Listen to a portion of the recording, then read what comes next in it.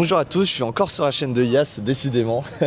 Ça va Yas? Ouais, salut Mister Dreamax, ça fait plaisir. Yeah. Alors si on est ici aujourd'hui, c'est parce que j'ai plein de questions à te poser. Comme tu le sais, je vais bientôt investir en immobilier et là j'ai envie de traiter le sujet de la négociation. J'ai plusieurs questions. Alors toi tu me parles souvent d'offres massacres. Donc première question, c'est quoi une offre massacrée? Alors oui, c'est des offres massacrées. Alors les offres massacrées, en fait, c'est des offres qui sont vraiment sous le prix du marché et même des offres qui sont sous le prix affiché par l'agent immobilier ou par le propriétaire. Et des offres massacrées, c'est des offres à moins 10, moins 20, moins de 30%. Et le but, c'est vraiment d'avoir une bonne affaire et d'acheter sous le prix du marché. Et des offres massacrées, c'est vraiment ça en fait. C'est des offres qui sont vraiment en dessous du prix affiché et même du marché. Ok. Selon toi, est-ce que c'est mal perçu de négocier auprès d'un agent immobilier? Non, en fait, tout dépend de comment tu amènes l'offre, sachant que, oui, c'est sûr que si tu balances, par exemple, si tu as un bien à 200 000 et que tu dis, voilà, moi je veux acheter à 150 000, sans argument, sans rien, là oui, c'est très mal vu et je vous recommande pas du tout de faire ça. Par contre, si c'est bien amené, si vous avez visité le bien, si vous avez des éléments pour argumenter votre offre et qu'il y a des arguments solides et tangibles pour expliquer cette offre-là, bah là non en fait, elle est bien perçue et elle va pouvoir être présentée au vendeur. Donc c'est toute une question de comment on présente cette offre-là. Par exemple, moi il y a un jour, j'ai massacré un bien, j'ai massacré une offre. C'est parce que il y avait tout à refaire. Le DPE c'était le G, donc je pouvais pas le louer. Il fallait que je refasse toutes les isolations. Donc oui, j'ai baissé de plus de 30 000 l'offre, mais parce que il y avait ces éléments tangibles, mais et que je pouvais l'expliquer. Et au final, l'agent immobilier il a dit oui, je comprends très bien, donc je vais présenter votre offre telle quelle. Et au final, le vendeur, oui, il a trouvé que c'était une offre qui était beaucoup plus basse que ce qu'il avait espéré, mais il pouvait l'entendre. Voilà. Donc c'est toute une question de comment on présente l'offre. Voilà. Avec plus de 40 biens immobiliers, est-ce que tu as déjà perdu un deal parce que tu as été trop agressif dans la négociation? Alors, j'ai pas forcément perdu un deal parce que j'ai toujours bien présenté l'offre. Par contre, oui, j'ai déjà vexé des vendeurs, j'ai déjà vexé des agents immobiliers parce que mon offre était beaucoup trop basse par rapport au prix affiché. Donc oui, j'ai déjà vexé, mais on m'a jamais fermé la porte parce que eux, ce qu'ils veulent, c'est vendre. Et si je leur prouve mon sérieux et que je leur prouve que le prix, la vente va aller au bout, en fait, ils n'ont aucune raison de me fermer des portes, tu vois. Donc oui, ils sont déjà vexés, mais ça m'a pas fermé la porte pour ce bien-là. Voilà.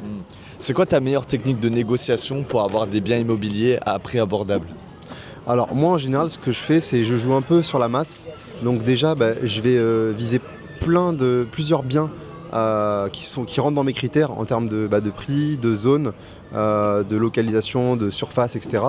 Et si le bien il est dans mes critères, là je vais faire un maximum d'offres massacrées. Donc par exemple, admettons j'ai une liste de 10 biens.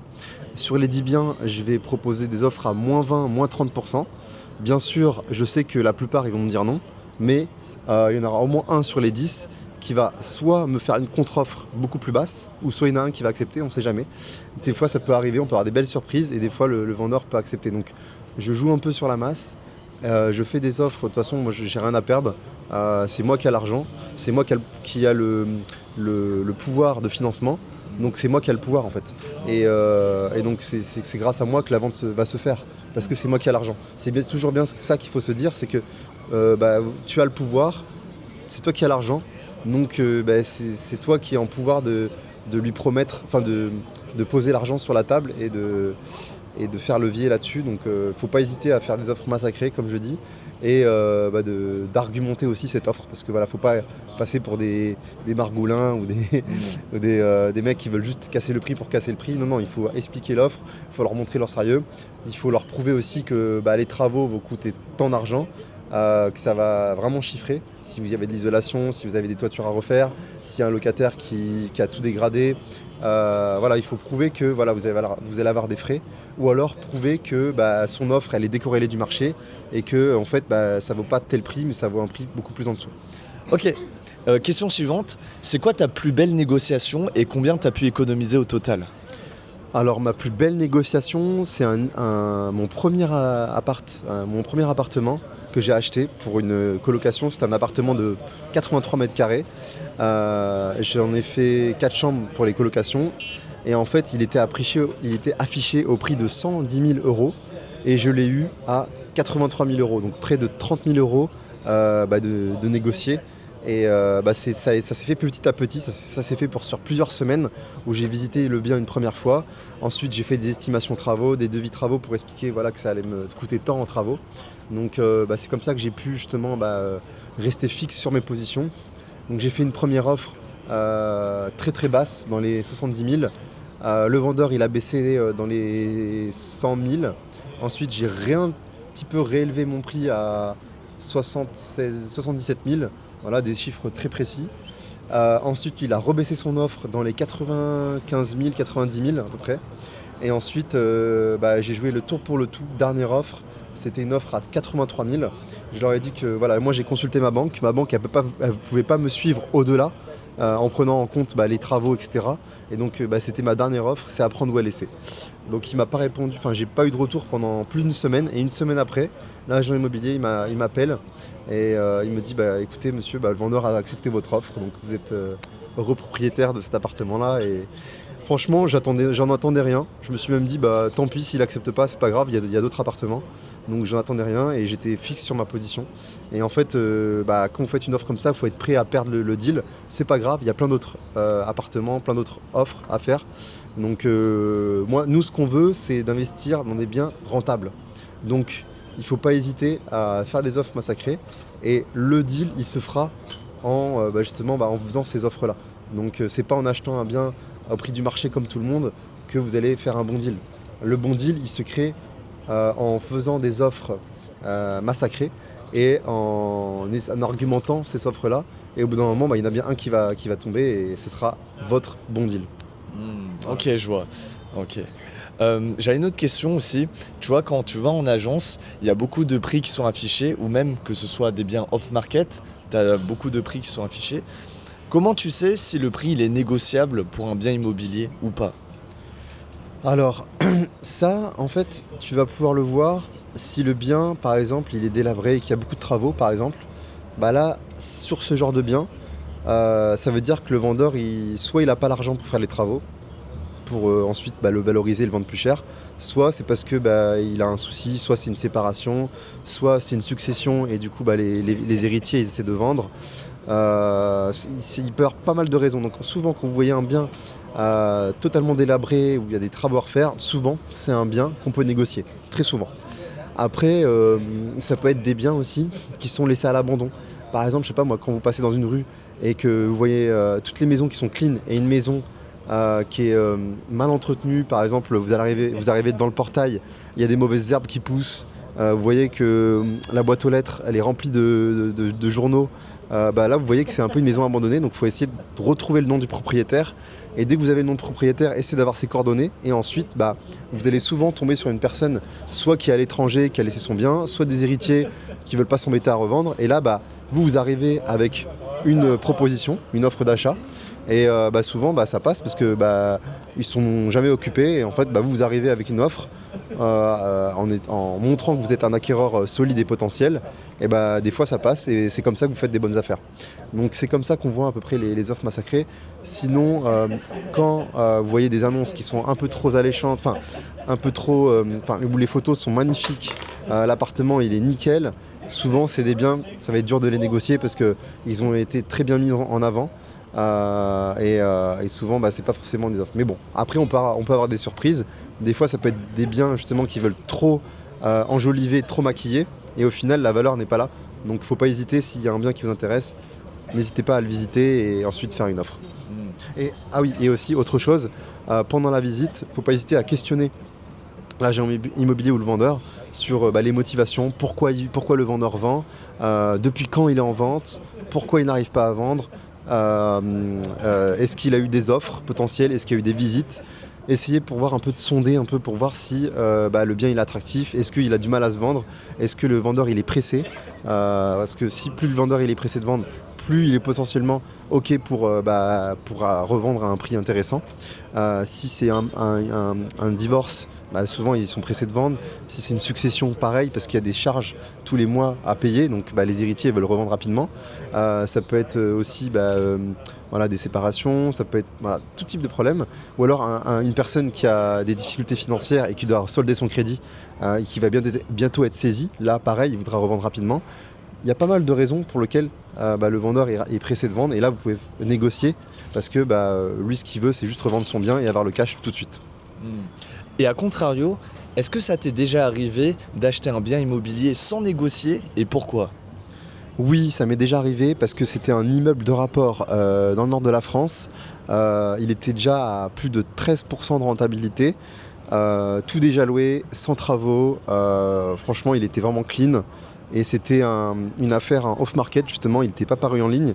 Et l'agent immobilier m'a dit que j'avais très peu de temps pour me décider, sinon il allait diffuser le bien à d'autres personnes. Donc là, le but, c'était de faire une offre rapide pour sécuriser le bien. Voilà. Et quand tu négocies, est-ce que c'est mieux de négocier en réel ou par message ? Alors le mieux c'est de toujours négocier en réel, par message ça fait vraiment amateur, ça fait vraiment débutant. Là vous achetez pas une baguette de pain, vous achetez un bien immobilier. Il faut bien s'en rendre compte, donc il faut toujours négocier soit par téléphone, soit en réel. Par téléphone c'est vraiment pour fixer un rendez-vous, etc. Ou alors pour avoir des informations, par exemple sur les DPE, sur les documents, sur les travaux, sur voilà, tous ces éléments-là. Mais la négociation se fait soit par téléphone si vous n'êtes pas devant l'agent immobilier ou le vendeur, ou sinon en réel, le réel c'est même encore mieux. Voilà. Et là j'ai une autre question, peut-être qui est un petit peu en décalage par rapport à l'achat. Bien. Thank you. J'ai une autre question. Est-ce que toi ça t'est déjà arrivé qu'un locataire négocie son loyer et comment t'as réagi ? Alors oui, mais souvent, même, ils s'y prennent très mal. Souvent, c'est par exemple, je vais recevoir un message sur le Bon Coin, oui, voilà, est-ce que vous pouvez baisser le prix du loyer de temps Mais en fait, souvent quand on me fait ça, moi je trouve que c'est low value. C'est-à-dire que le mec, soit il n'a pas l'argent pour payer ce loyer-là, soit c'est parce qu'il veut juste négocier. Et derrière, si j'accepte sa demande, il va m'embêter sur d'autres choses, d'autres éléments. Donc si j'accepte, moi derrière, il va pouvoir jouer sur d'autres choses. Et ça, je ne veux pas. Donc moi, souvent, c'est un red flag quand un locataire essaie de me négocier le loyer.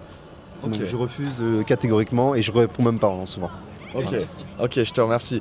Et juste pour un exemple, si jamais tu vois un appartement qui coûte 100 000 €, à combien tu le négocies comme première proposition ? Ça dépend du bien. Tu vois, en plus, ça m'était arrivé sur mon premier bien. J'avais négocié plus de 30%. Ça dépend vraiment du bien. S'il y a beaucoup de travaux à faire, si la localisation n'est pas forcément top, là, du coup, je peux proposer. Ça peut m'arriver de proposer 70 000 €. Même 50 000 € s'il est vraiment, par exemple, très mal placé, très loin d'une grande ville, ou s'il y a beaucoup de travaux, ou si je vois que le mec il arrive vraiment pas à vendre. Mais par contre, je vais l'expliquer, tu vois. Je vais pas proposer une offre comme ça sans explication. Oui, là, je vais pouvoir proposer, par exemple, 50 000, 110 000. Mais franchement, vous allez être surpris. Faites le test. Vous allez être surpris. Parce que souvent on a peur, on a peur de faire des offres vraiment basses, mais vous allez être surpris qu'il y a des vendeurs qui vont accepter votre offre. Et vous-même vous allez dire mais c'est insane, je ne peux pas proposer ça, c'est la honte, je vais le vexer. Mais vous allez vous rendre compte qu'à force de faire plein d'offres, il y a au moins une personne, un vendeur qui va accepter. Et là, ça va se transformer en bonne affaire. Pourquoi la plupart des gens n'arrivent pas à faire des bonnes affaires ? C'est parce qu'ils n'osent pas faire des offres massacrées, tout simplement. Mais n'hésitez pas, franchement n'hésitez pas. Faut juste montrer votre sérieux, faut juste montrer que vous savez ce que vous faites, que vous êtes un professionnel de l'immobilier, vous n'êtes pas un amateur. Si vous montrez ça, vous allez pouvoir faire des offres massacrées et je peux vous assurer que sur le nombre, il y a au moins une personne qui va accepter votre offre. Et ça va devenir la bonne affaire. Donc n'hésitez pas à faire des offres massacrées. Les bonnes affaires, elles se trouvent ou elles se créent ? Elles se créent. Et c'est sûr que la plupart des biens que vous allez trouver en ligne sur le Bon Coin ou autre, ce ne sera pas des bonnes affaires. La plupart, seront même pas intéressantes. C'est à vous de vous déplacer, de visiter, de parler à des agents immobiliers, de faire des offres, de vous déplacer, de parler aux gens. Et c'est comme ça qu'on trouve les bonnes affaires. C'est comme ça que vous allez faire des bonnes rentabilités. C'est pas comme tout le monde, vous allez chercher sur le bon coin et là, boum, vous allez trouver sur une bonne affaire. C'est pas possible. Sinon, il va y avoir 10 000 offres et au final, ça va être très dur de vous faire sélectionner votre offre parce qu'ils vont avoir trop de demandes. Donc non, c'est à vous de la créer, c'est à vous d'être proactif, de se déplacer, d'aller visiter, de parler aux agents immobiliers. Peut-être que vous allez tomber sur des biens off-market qui ne sont pas en ligne. Là, vous allez pouvoir faire des offres encore plus massacrées. Il ne faut pas hésiter à jouer sur la masse. Maximum d'appels, maximum de visites. Et je peux vous assurer, vous faites au moins 10 offres par semaine, toutes les semaines. Je peux vous assurer qu'en un mois, vous faites au moins une bonne affaire. C'est sûr, à 100%, je peux mettre ma main coupée, vous allez tomber sur la bonne affaire. Un bien à plus de 10% de rentabilité, un bien que vous allez acheter à peut-être moins 10% du prix de la valeur que le prix du marché. C'est sûr, il n'y a aucun doute, c'est sûr. Ok, et rapidement, pour terminer la vidéo, c'est quoi le top 3 des arguments qui te permettent de négocier un bien immobilier ? Numéro 1, je dirais, c'est les travaux. C'est le montant que vous allez mettre dans les travaux. Parce qu'il faut justement un certain montant pour refaire de la rénovation. Et ça coûte de l'argent. Donc ne pas hésiter à mettre en avant cet argument-là. Souvent, c'est des travaux soit travaux énergétiques, par exemple pour améliorer le DPE, parce que DPEG, on ne peut pas revendre, on ne peut pas relouer. Les F pareil, donc il ne faut pas hésiter à mettre en avant les travaux énergétiques, donc d'isolation, des changements de VMC, les radiateurs aussi, mettre des radiateurs à inertie sèche par exemple, ou les radiateurs économiques, aussi des chauffe-eau thermodynamiques aussi. Enfin voilà, il ne faut pas hésiter à montrer que voilà, vous allez avoir une grosse dépense travaux et le mettre en avant, déjà une. Ensuite de deux, il ne faut pas aussi hésiter à montrer la localisation. Voilà, dire voilà, vous avez le bien, il n'est pas forcément bien placé, c'est pas dans un quartier top premium, la rue elle n'est pas forcément idéale. Voilà, faut pas hésiter à mettre en avant ces points-là en termes de localisation. Voilà. Et troisième point, ça peut être aussi un bien qui est déjà loué avec un locataire qui est pas forcément idéal. Par exemple un locataire problématique, par exemple qui est au RSA ou par exemple qui est à la CAF, un locataire qui n'a pas la solvabilité que vous voulez. Du coup ça comporte un risque parce que le jour où il ne paye pas, vous êtes en difficulté. Donc ne pas hésiter à dire voilà, moi monsieur, je vous achète ce bien là, par exemple j'achète cet immeuble. Dans cet immeuble il y a un appartement avec un locataire qui pose problème, où je sais que ce profil-là, il est à risque. Donc moi, je prends le risque. Donc vu que je prends ce risque-là, je vous achète le bien moins cher pour justement contrebalancer ce risque-là. Parce que le jour où il arrête de payer, moi, je me retrouve en difficulté pour payer ma mensualité de crédit, pour payer les charges. Donc c'est comme ça que je justifie le bien. Que justifie le prix. Plutôt. La négociation. Ok, écoute, c'est tout pour moi. Je te remercie pour toute cette valeur, Mister Yas. Je te laisse terminer la vidéo tranquillement. Merci à toi, Mister Dreamax, de m'avoir interviewé. N'hésitez pas à me poser toutes les questions en commentaire. J'y répondrai à toutes les questions. Et aussi, si vous voulez un appel avec moi où on discute de votre projet, ce sera avec plaisir de vous aider. Il y a un lien Calendly en bas, donc n'hésitez pas à prendre un appel. Ce sera avec plaisir de vous aider. À bientôt et partagez cette vidéo. Merci Yas. Ciao.